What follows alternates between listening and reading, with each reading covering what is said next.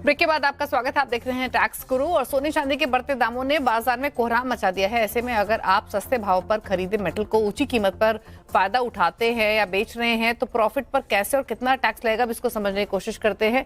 हमारे साथ ऑलरेडी हमारे एक्सपर्ट बने हुए हैं। अच्छा मुकेश जी, आपसे समझना चाहेंगे संक्षेप में ये गणित, क्योंकि बहुत सारे ऐसे लोग होंगे जो कि अपने पुराने ऑर्नामेंट्स को बेच रहे होंगे इस दिवाली, नई बाइंग के लिए या गिफ्टिंग के लिए या फिर कुछ और इन्वेस्टमेंट के लिए।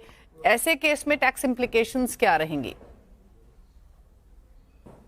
बिल्कुल दीपाली जी, सबसे पहले तो ये समझना है कि सोने के या चांदी के अगर ऑर्नामेंट्स है, जिसको हम ऑर्नामेंट्स या ज्वेलरी कहेंगे, तो वो जो है उसका गेन होता है वो टैक्सेबल है। और उस पर अगर आपने आमतौर से 2 साल के समय से ज्यादा होल्ड किया हुआ है, मोस्टली होल्ड किया ही होगा, तो उस पर 12.5% का टैक्स, 12.5% का लॉन्ग टर्म का कैपिटल गेन्स टैक्स लगता है।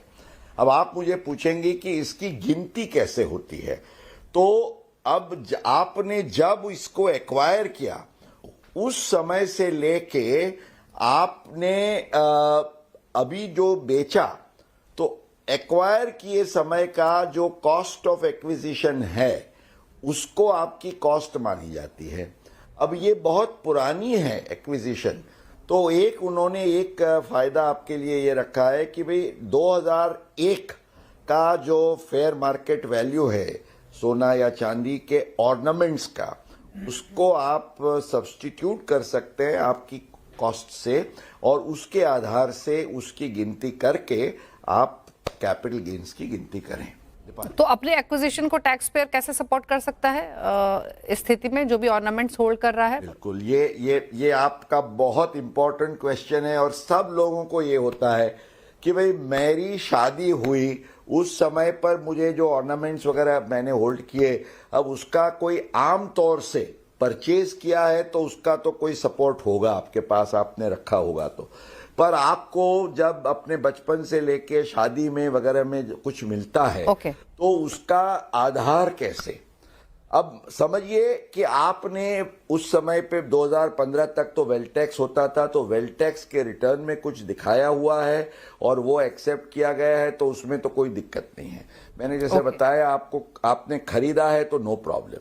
सपोर्ट में या तो आपको मान लीजिए आपके माता पिता या दादा दादी से, नाना नानी से ये मिला है ऑर्नामेंट्स, और उसके कोई वसीयत या ऐसा सपोर्ट है, तो that can be a support.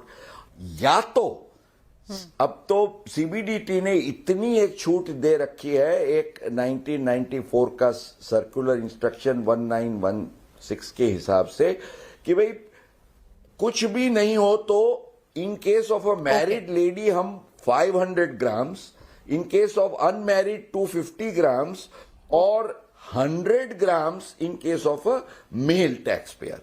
इतना जो है उसके लिए कोई सपोर्ट की जरूरत नहीं है, हम मान लेंगे। अब दीपाली जी 500 ग्राम्स के हिसाब से अगर हम गिनती करें तो आज के भाव से तो 60 लाख से ऊपर पैसा हो सकता है, तो उतनी वैल्यू तक तो आपको फिक्र करने की कोई आवश्यकता नहीं है। You can always say if she is a lady कि भाई ये होल्डिंग मेरे को एक्सप्लेन करने की कोई आवश्यकता नहीं है। ओके अच्छा, संक्षेप में एक चीज और जानना चाहेंगे फटाफट से आपसे कि वो सिल्वर यूटेंसिल्स जो घर में इस्तेमाल हो रहे थे, अगर उनको बेचा जाता है तो उस पर भी कुछ टैक्स इम्प्लीकेशंस होंगी? खुशखबरी ये है कि चांदी के बर्तन, अब चांदी का भाव हम जानते हैं आज 1,80,000 रुपया किलो हो गया है। एक जमाना था 2001 में 60,000 रुपया था।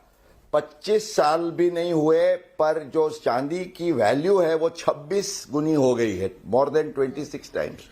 तो इसमें जो आपको गेन होता है, मैं संक्षिप्त में ये कहूंगा कि कैपिटल गेन तभी टैक्सेबल गिना जाता है जो आप जो चीज को बेचते हैं वो कैपिटल एसेट है। अब आयकर कानून में ये सेटल्ड है सुप्रीम कोर्ट और कई हाई कोर्ट के जजमेंट से कि चांदी के बर्तन वो पर्सनल इफेक्ट है, अपने पर्सनल यूज के लिए, वो ज्वेलरी ऑर्नामेंट्स नहीं है।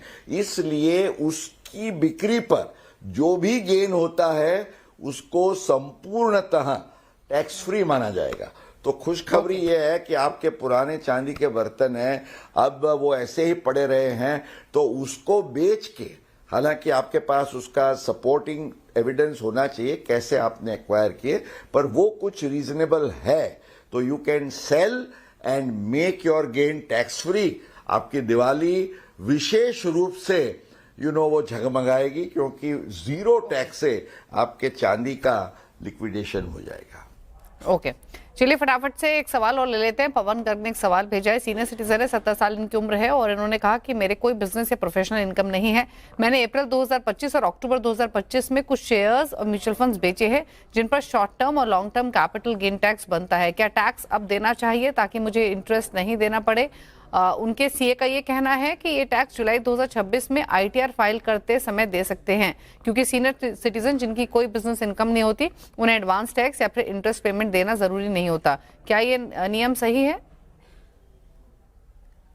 ये हमारे टैक्स गुरु के दर्शक बहुत ही वेल इन्फॉर्म्ड है दीपाली, और उनका जो सवाल है उसमें उन्होंने जो अनुमानित जवाब दिया है, उनके सीए ने जो क्लैरिफाई किया है, सीनियर सिटीजन अगर बिजनेस प्रोफेशन की इनकम नहीं है तो उसको स्पेशल एडवांस टैक्स भरने से एग्जम्पशन है, उनको चिंता की कोई आवश्यकता नहीं है। नेक्स्ट ईयर जो अपना रेगुलर रिटर्न भरें तभी टैक्स भरे, कोई प्रॉब्लम नहीं है। ओके, चलिए, तो आपकी टैक्स से जुड़ी तमाम उलझनों को सुलझाने की कोशिश की यहाँ पर मुकेश जी ने। ना ही सिर्फ आपके सवाल शामिल करे, बल्कि क्योंकि दिवाली का मौका है, पुराने गहनों की बिक्री करते हैं, सिल्वर यूटेंसिल्स की बिक्री करते हैं, या गिफ्ट्स आपको मिल रहे हैं वो भी महंगे, रिश्तेदारों से, फ्रेंड से, गैर रिश्तेदारों से, तो क्या टैक्स इंप्लीकेशंस हो सकते हैं, वो तमाम बातें आपको इस शो में समझाएं। नोट कर लीजिए, केयरफुल रहिए। अगर महंगे गिफ्ट्स आपको मिल रहे हैं या फिर आप पुराने ऑर्नामेंट्स की बिक्री कर रहे हैं। चलिए, इसी के साथ टैक्स गुरु में तो इतना ही। शुक्रिया मुकेश जी आने के लिए शो में और हमारे सभी व्यूअर्स को गाइड करने के लिए और उनकी क्वेरीज को सॉर्ट करने के लिए। Thank you so much.